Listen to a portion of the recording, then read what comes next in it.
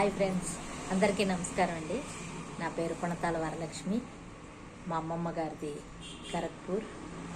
మా అమ్మగారు ఒక్కరేనండి, 5 అన్నదమ్ములు. అయితే ముఖ్యంగా నేను అమ్మమ్మ గురించి చెప్పగానే నాకు ఫస్ట్ దుఃఖం వస్తుంది ఎక్కువగా. ఎందుకంటే అమ్మమ్మ బతుకుంటుండగా ఈ విషయాలు వినుంటే ఇంకా సంతోషించేదని. అయితే ముఖ్యంగా చెప్పాలంటే అమ్మమ్మ ఎంత గొప్పదంటే, మనం పుట్టగానే అమ్మ ఒడి కన్నా ముందు అమ్మమ్మ ఒడిలోనే పడతాం. ఫస్ట్ అమ్మమ్మ ఒడికే చేరుతాము.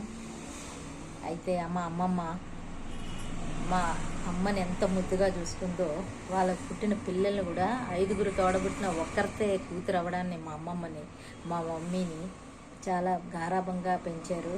ఒక్కరితే కూతురు అవడాన్ని మా తాతయ్య గారు మాకు ఊహ తెలిసేసరికి చనిపోయారు.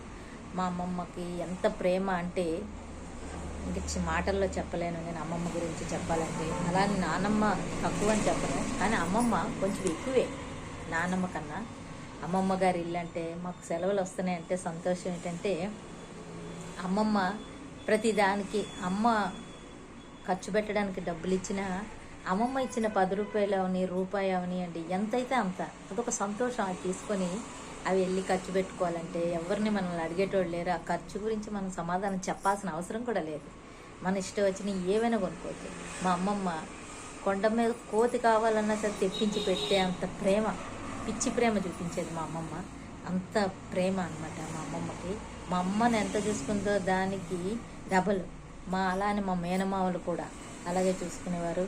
మేము అమ్మ ఒక్కరితే అవడాన్ని వాళ్ళ పిల్లల్ని చాలా గారాభంగా ఇచ్చేసి మేము వస్తున్నాం అనేసరికి ఏం కావాలో ముందుగా అడిగేసి, మా అమ్మమ్మ వాళ్ళకి షాప్ ఉంది, బుక్ షాప్ ఉండడాన్ని, ఇంకా మేము వస్తున్నాం అనేసరికి అన్నీ జమ చేసి మా అమ్మమ్మ మాకు అమ్మకి 4 పిల్లలు అవడాన్ని ఆ పిల్లలకి ఏ లోటు లేకుండా వాళ్ళు ఏది అడిగితే అది ఇవ్వాలి. అది ఎంత కష్టపడకూడదు వాటి గురించి, అసలు ఏటికి కష్టపడకూడదు. వాళ్ళ కూతురు అంతే, వాళ్ళ బ్రెయిన్లో అదొక్కటే ఉంటుంది.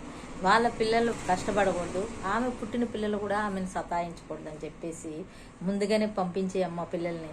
సెలవులు రాగానే నువ్వు 4 రోజులు రెస్ట్ తీసుకో అని చెప్పేసి అమ్మ కొంచెం వయసు రాగానే అమ్మమ్మ మమ్మల్ని ట్రైన్ ఎక్కించేసి మా మమ్మీ పంపించేసేది.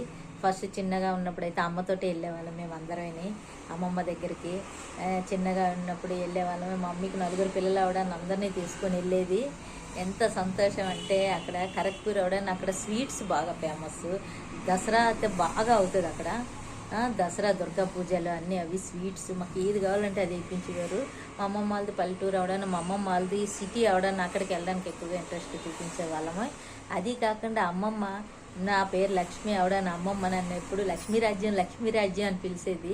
నీకు రాజులాంటి మొగుడు వస్తాడే అనేది ఎప్పుడు చిన్నప్పుడే. అలాగే నా భర్త కూడా మహారాజులాగే నన్ను చూసుకుంటాడు, మహారాణిలాగే. పెద్దల మాట దీవెన అంటారు, అది నిజంగానే నా విషయంలోని ప్రూవ్ అయ్యింది. ఇంకా అమ్మమ్మ గురించి చెప్పడానికి నాకు ఏడుపు ఒక్కటే తక్కువ అవుతుంది. అసలు అమ్మమ్మ గురించి చెప్పడానికి మాటలు లేవు. ఎవరు అమ్మమ్మ అయినా సరే మనవలంటే చాలా ప్రేమ చూస్తారు. అదే అసర కన్నా కొసరు ముద్దు అన్నట్టు నేను అది ఖచ్చితంగా చెప్పగలను. ఎంత ఉంటే అంతలోనే ఎవరు అమ్మమ్మ గారు వాళ్ళ పిల్లల్ని, మనవల్ని చాలా బాగా చూసుకుంటారు. అమ్మమ్మ అని చెప్పాలి. ఈ రోజుల్లో పిల్లలకి అమ్మమ్మ కరువే నన్ను అడిగితే. ఎందుకంటే ఈ బిజీ జనరేషన్లోని పిల్లలు ఈ ఫోన్కి అడిక్ట్ అయిపోయి అమ్మమ్మ దగ్గరికి వెళ్తే ఇంకా వాళ్ళు చెప్పే మాటలు, కథలు వినడానికి వీళ్ళకి టైం ఎక్కడ ఉంది చెప్పండి. అందుకోసం అని చెప్పేసి పిల్లలకి ఫోన్స్ అవి ఇవి తప్పించేసి అమ్మమ్మ దగ్గరికి వెళ్ళి స్పెండ్ చేయండి అమ్మా అని చెప్పేసి మనమే పెద్దవాళ్ళని వాళ్ళకి చెప్పాలి. అది నేను ఆ విషయం ఒక్కటి మాత్రం నేను ఖచ్చితంగా చెప్పగలను పిల్లల విషయంలోనూ. Thank you madam. నా పేరు కొణతాల వరలక్ష్మి. మేము హైదరాబాద్లో ఉంటాము, హైదరాబాద్ జీడిమెట్లలో ఉంటాము. మా అమ్మమ్మ గారిది అయితే ఖరగ్పూరు. మా మమ్మీ పేరు త్రివేణి, మా డాడీ పేరు రాజీబాబు అండి.